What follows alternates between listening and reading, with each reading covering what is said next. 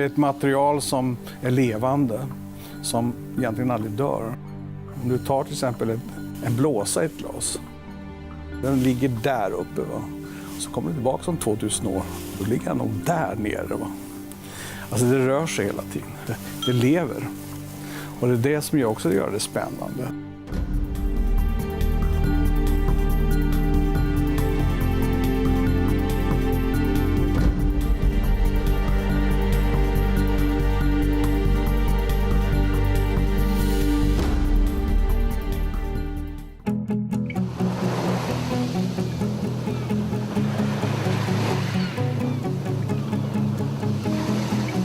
Min drivkraft att göra är ju att skapa någonting som skapar glädje och harmoni och även att få lite grann av humor. Bara det här att när man går upp på morgonen, skitsur, och så ser man någonting och det kommer ett litet smile av en pryl. Bara det är ju alltså helt underbart. Hela dagen kan vara räddad. Och jag tror att det är så för många människor. Därför är det väldigt viktigt att plocka in den där lilla humorn. Och humorn kan ju vara färgen, det kan vara formen.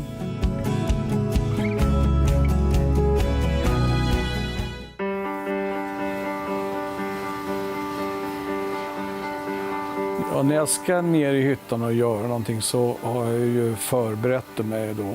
För när man är väl börjar i hyttan, då går allting väldigt snabbt. Sen har jag ju jobbat med många av det så väldigt lång tid, så de vet ungefär hur jag vill ha det. Och det är det som är så roligt i det här samarbetet, för att jag är egentligen bara dirigenten i den här orkestern. Och de är mina musiker. Och det där samspeltet som jag tycker är otroligt spännande. För mig är rörelse i skulptur väldigt viktig.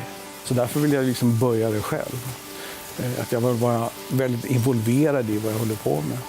Därför att jag har en viss känsla för vad den slutprodukten ska se ut.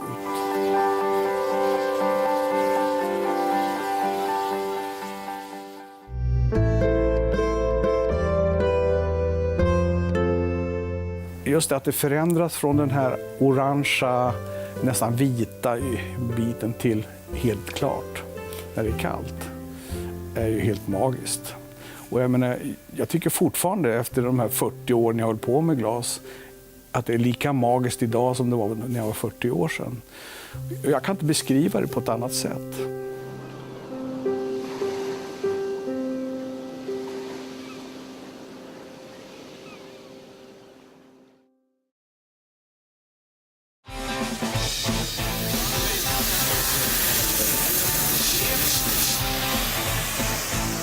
Mitt glas utgår ju från mina sinnesstämningar.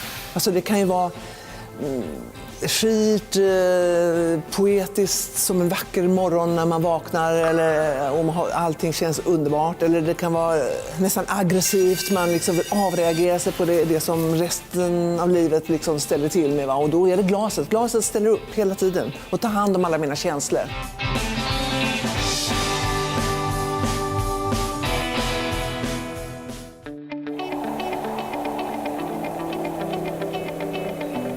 Det här är mitt servisglas som heter Line med en dekor av en tunn pålagd kristalltråd som man lägger på i ett skede, inte för tidigt för då smälter den in, inte för sent för då ramlar den av, utan exakt rätt tillfälle. Även fast det har kanske ändrat lite karaktär genom åren så är det fortfarande precis samma glädje när jag ser den här slingan här.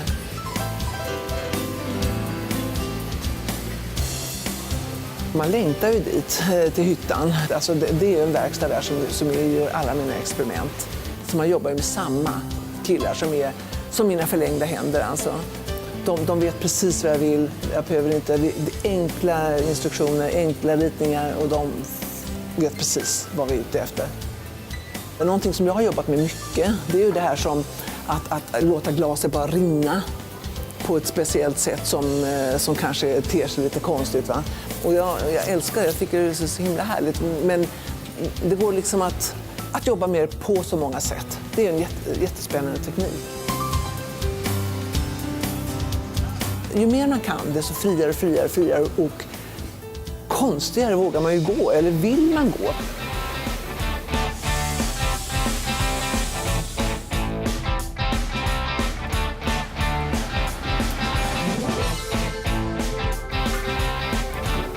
Alltså konstglas för mig är ju någon slags ventil till och reaktion på glasets otroliga elegans och finhet. Till slut så kan jag liksom känna att jag vill liksom gå och alltså förstöra det här vackra. Alltså verkligen arbeta på ett sätt som är emot alla regler. Jag vill gravera, liksom, jag vill måla på ett sätt, jag vill rista, jag vill liksom få bort den här ska säga, vackra elegansen. Men sen så ser man att det här fanns ju verkligen någonting i det. Jag vill liksom att mitt glas ska beröra. Jag vill att folk ska bli lite så här störda men ändå se igenom att det finns en sån balans och att det finns ett uttryck i det som berör dem.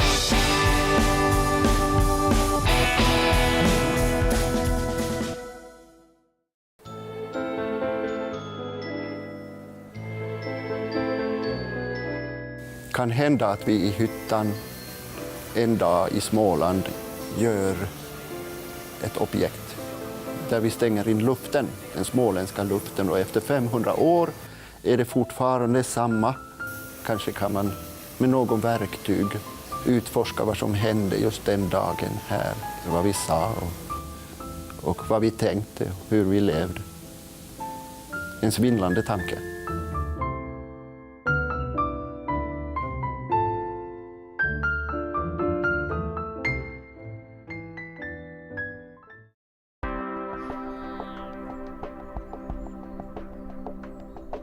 Det kan vara ett blänk i en vattenpöl eller tallbarr på marken som man plötsligt ser i glas, eller när isen bryter upp. Det är ju ganska nära glas direkt.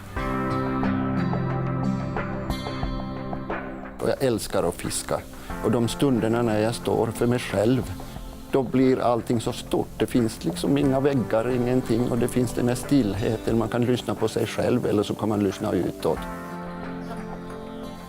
Det är ofta då tankarna sätter sig på plats och man hittar ett frö av någonting. Mina glas har blivit, har jag märkt, väldigt kraftfullt, tungt. Stora drag, inget siligt. Inte så att när man tar i biten att den kan flyga iväg, utan den står där den står. Många gånger en ganska maskulin formgivning.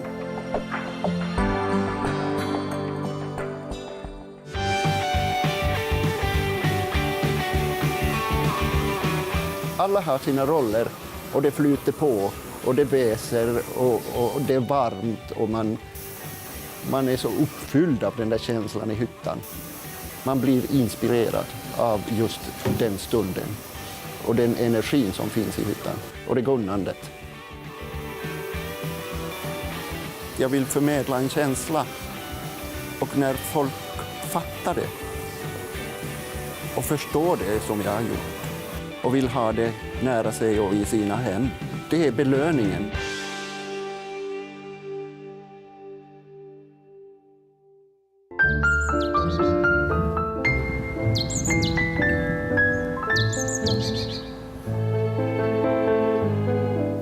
Det bästa med att vara konstnär är att man får vara det. Det är en kraft. Det är en känsla som man måste bara få ur sig.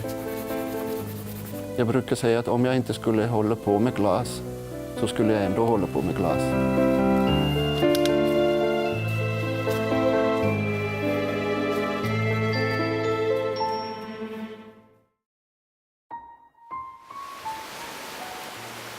När jag var liten så hyrde mina föräldrar ett sommarhus på Gotland. Jag var 4 år när vi kom dit första gången. Det hade en fantastisk glasveranda med färgglasfönster.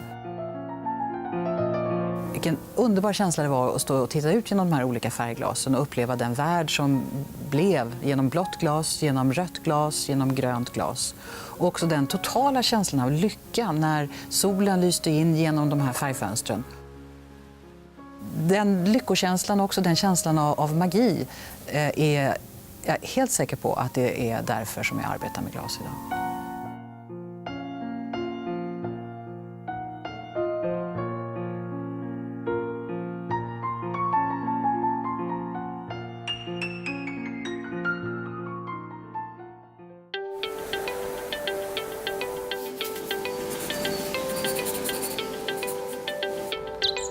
Det som gör det här till ett Erika-glas, det är nog att det är en väldigt enkel men självklar form. Kanske lite djärv, att den känns som att man vill gärna ta i den. Den är inbjudande mot handen.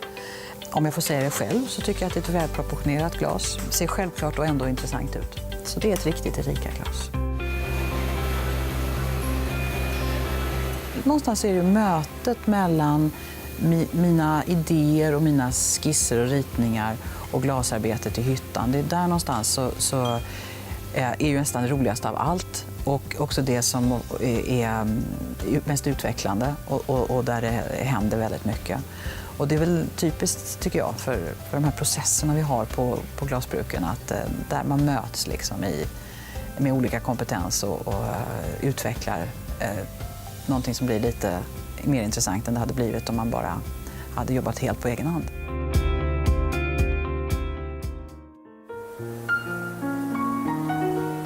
I motsats till när jag jobbar med design av vinglas och det är väldigt mycket funktion och det finns en kunskap om vinet och andra saker, så bygger mitt arbete med konstglas väldigt mycket på en helt intuitiv process egentligen. Det finns ingen anledning till varför en konstglasbit ser ut på ett visst sätt. Den behöver göra det, den vill göra det, den ska göra det. Och jag följer min intuition och skapar det som jag känner att jag vill göra.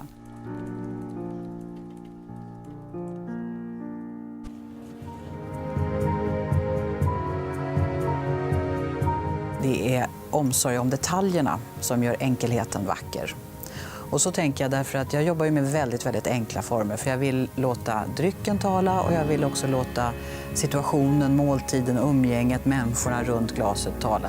Och då jobbar man så enkelt som jag vill göra och så sparsmakat i formen. Då blir ju allting synligt. Då ser man ju alla detaljer. Och då måste man ju vara oerhört noga med att de detaljer som syns så väl är omsorgsfullt utformade så att de blir vackra.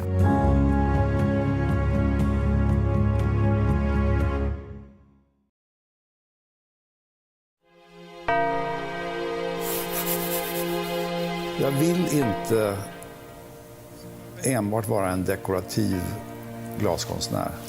Jag vill försöka uttrycka någonting, låt oss säga existentiella frågor. Och glaset lämpar sig väldigt väl för det. Att fånga någonting så definitivt som man gör i glas, det fascinerar mig.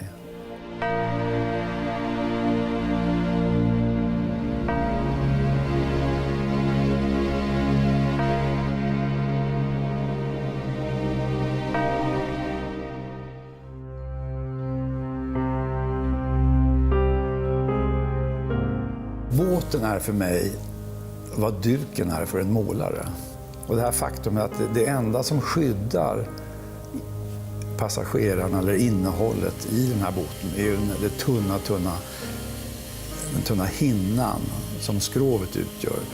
Det är det enda som skyddar det samhället ifrån katastrofen.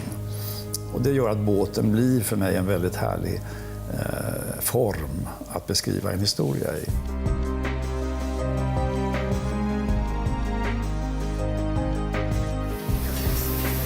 Den här distansen mellan glasblåsarpipan, en annan människa och de traditionella teknikerna, jag måste röra vid materialet. Och det går inte, jag kan inte röra vid det varma glaset, jag kan inte blåsa glas.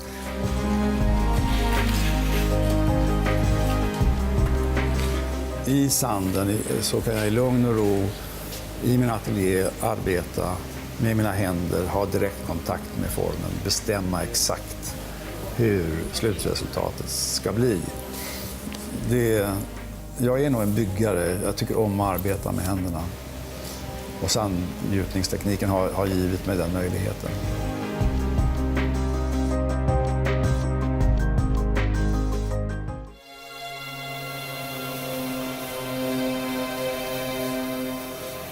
När det sen är dags för gjutningen, det är höjdpunkten i mitt liv, alltså gjutdagarna. Då är vi ett gäng, vi kanske är 6-7 personer. Och det går fort. Allt måste vara väldigt väl förberett därför att man har inte många minuter på sig då i själva gjutningen. Samarbetet är inte bara roligt, det är nödvändigt för att jag överhuvudtaget ska kunna göra de här grejerna.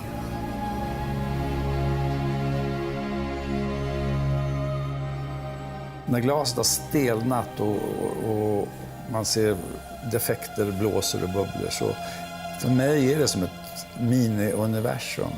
Det är som ett fruset stycke mänskligt liv. Ungefär samma känsla som när man hittar ett ödetorp, vilket man gör i skogen här i Småland, med immiga fönster och man vet att det här huset har varit övergivet kanske i 30, 40, 50 år. Och där inne så ser man då resterna av ett liv. Alltså det här att komma bakom ytan, och det passar glaset väldigt bra till. Så den känslan vill jag använda när det gäller glaset.